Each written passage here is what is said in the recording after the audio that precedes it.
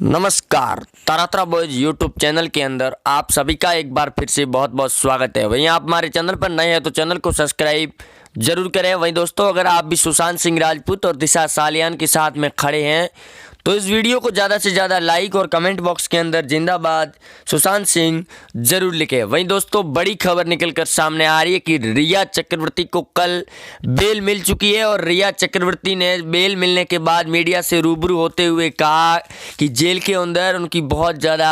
ठुकाई भी की गई थी और लगातार उनके साथ करीब रोज़ 10 से 12 घंटे पूछताछ की जाती थी ड्रग्स कनेक्शन को लेकर, क्योंकि रिया चक्रवर्ती सुशांत सिंह राजपूत और दिशा सालियान को लेकर एक अहम सस्पेंस नज़र आ रहा था और सीबीआई और एनसीबी की टीम ने उनसे कई दफ़ा पूछताछ भी की थी, लेकिन आखिरकार में ड्रग्स कनेक्शन के अंदर रिया चक्रवर्ती, उनके भाई सौविक चक्रवर्ती और सैमुअल मिरांडा वहीं पिठानी का नाम सामने आने के बाद रिया को अरेस्ट किया गया था और कल उनको करीब 1 महीने के बाद बेल मिली, जिसके बाद रिया काफ़ी ज़्यादा रोती हुई बाहर आई और मीडिया से रूबरू होते हुए मीडिया ने जब उनसे पूछा गया कि आखिर रिया के साथ जेल के अंदर क्या क्या हुआ था, जिसकी रिया चक्रवर्ती ने रोते हुए जवाब दिया कि उनके साथ मारपीट भी हुआ करती थी और कम भोजन भी दिया जाता था, लेकिन करीब 12 से 13 घंटे तक रिया के साथ रोज पूछताछ की जा रही थी। वहीं एनसीबी के एक अधिकारी ने बयान देते हुए ये भी कहा कि रिया की जमानत होने के बाद में रिया अब कई बड़े सबूतों को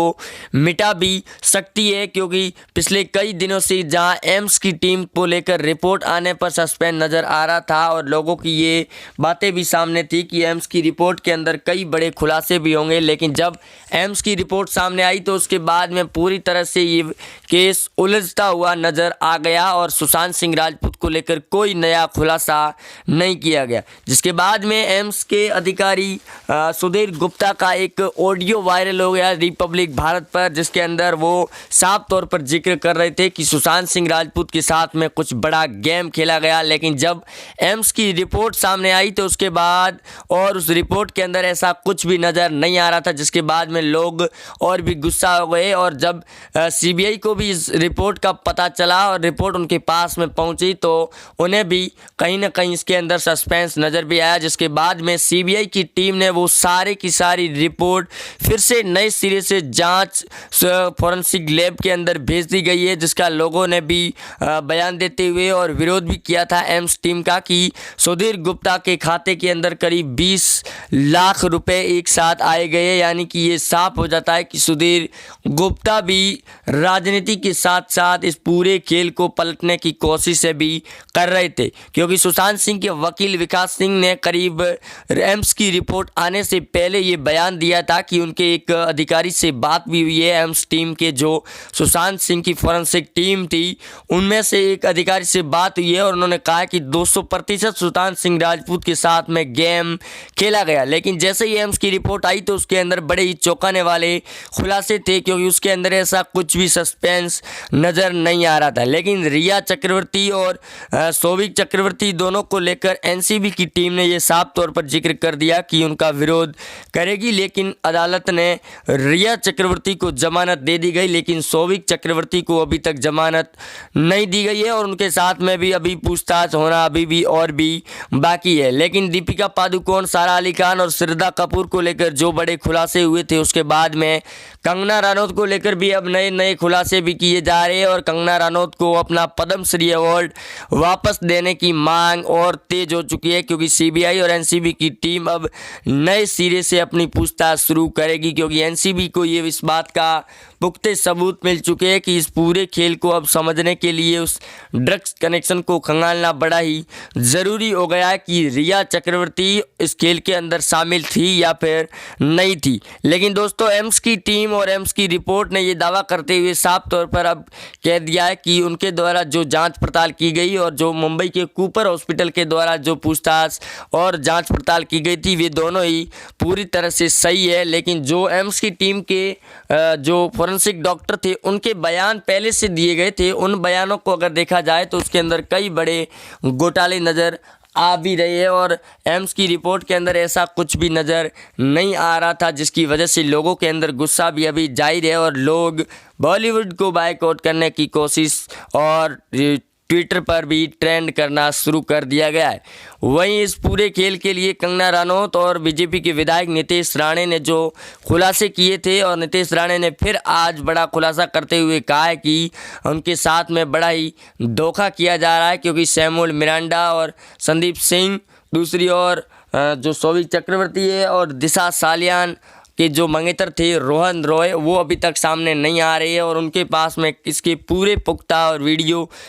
सबूत भी मौजूद है। जो एम्स की टीम और एम्स के जो डॉक्टर है सुधीर गुप्ता, उनको सीबीआई और एनसीबी की टीम पूछताछ करनी ही होगी, क्योंकि जो सुधीर गुप्ता की ऑडियो के बयान सामने आ रहे हैं, उसके बाद में लगातार लोगों के अंदर ये सस्पेंस बन चुका है कि सुधीर गुप्ता राजनीतिक उद्धव ठाकरे के साथ में मिल चुके थे और सुशांत और दिशा सालियान को न्याय नहीं दिलाने की ओर बढ़ रहे थे, क्योंकि इसी प्रकार एम्स की टीम की जो बयानबाजी और रिपोर्ट सामने आ रही है, उसके अंदर कई बड़े घोटाले और खुलासे होने की पूरी उन्होंने संभावना भी जताई है, और ये कहते हुए बयान भी दिया है एम्स की टीम की ओर से कि उनके द्वारा जो भी जांच पड़ताल और रिपोर्ट तय करनी थी वो तय हो चुकी है, और अब सीबीआई को तय करना होगा कि वो इसकी आगे जाँच करेगी या फिर इस फाइल को बंद करेगी। लेकिन सीबीआई ने भी बयान देते हुए कहा कि इस जांच को अब नए एंगल से पूछताछ की जाएगी, हर उस गवाह और व्यक्ति से जो इस पूरे खेल के अंदर शामिल था, क्योंकि रिया चक्रवर्ती को जमानत मिलने के बाद रिया अब कई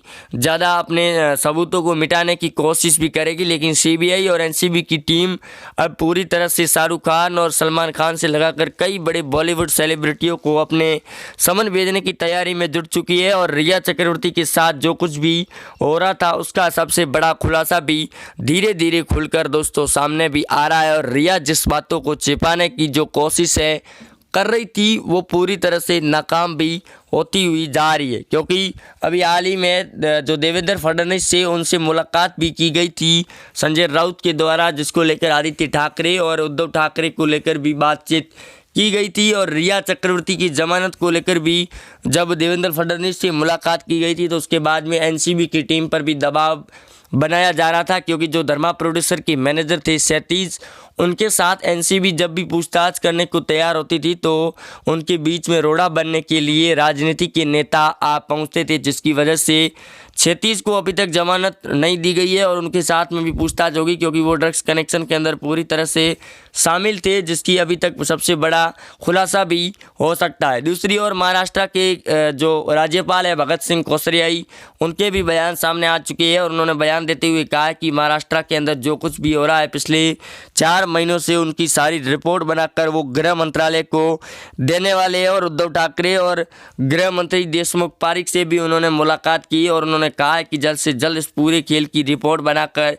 राज्यपाल को सौंपी जाए, ताकि आने वाले अगले दिनों के अंदर वो सीधे ही गृह मंत्री अमित शाह को इस पूरी रिपोर्ट और जानकारी दी जाए कि महाराष्ट्र के अंदर आखिरकार क्या चल रहा है, क्योंकि कंगना रनौत और नीतीश राणे के बयानों के बाद में सीबीआई और एनसीबी की टीम ने कई बड़े खुलासे भी किए थे, और नीतीश राणे ने ये बयान भी दिया था कि एनसीबी की टीम अगर रोहन रॉय जो दिशा सालियान के मंगेतर थे उनसे पूछताछ करेगी तो सुशांत सिंह राजपूत को लेकर खुलासे होने की पूरी संभावना है। दूसरी ओर मध्य प्रदेश की एक युवती ने भी बयान और पुलिस से सुरक्षा भी मांगी है, और वह युवती का दावा किया गया कि वो सुशांत की पड़ोसी थी, और उस 13 जून की रात के अंदर जो कुछ भी हुआ था उस समय वो वहाँ पर मौजूद थी, जिसका उन्होंने पुख्ता सबूत भी दिया है, और उन्होंने ये भी कहा कि उनके पास में